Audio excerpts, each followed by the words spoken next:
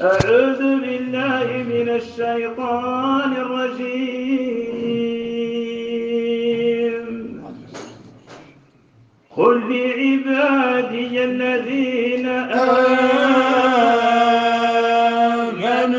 يقيموا الصلاة وينفقوا مما رزقناهم سرا وعلانية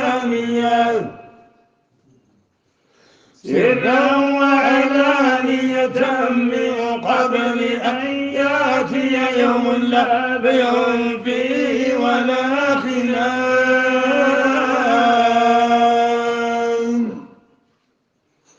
الله الذي خلق السماوات والأرض وأنزل من السماء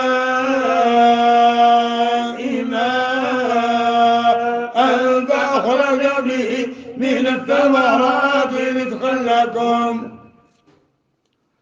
وسخر لكم الفلك لتجري بالبحر بأمره وسخر لكم الأنهار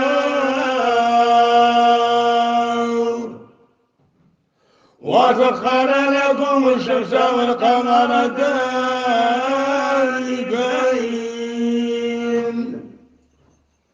وسخر لكم الليل والنهار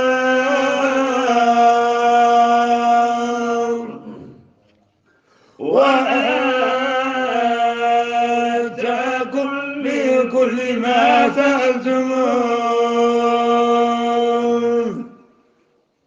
وإن تعدوا نعمة الله لا تحصوها إن الإنسان لظلوم كفار. وإذ قال إبراهيم رب اجعل هذا البلد آمنا واجنبني وبني أن نعبد الأصنام رب إنهن أضللن كثيرا من الناس فمن تبعني فإنه مني ومن عصاني فإنك غفور رحيم. ربنا إني أسكنت من ذريتي بواد غير ذي زرع عند بيتك المحرم ربنا ليقيموا الصلاة فاجعل أفئدة من الناس تهوي إليهم وارزقهم من الثمرات لعلهم يشكرون. ربنا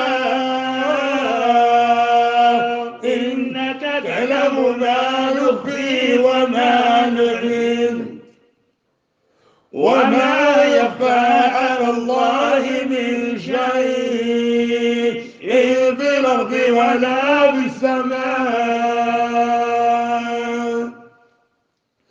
الحمد لله الذي وهب لي على الكبر إسماعيل وإسحاق إن ربي لسميع الدعاء.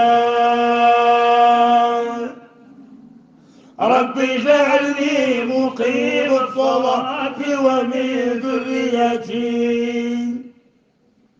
ربنا وتقبل دعاء.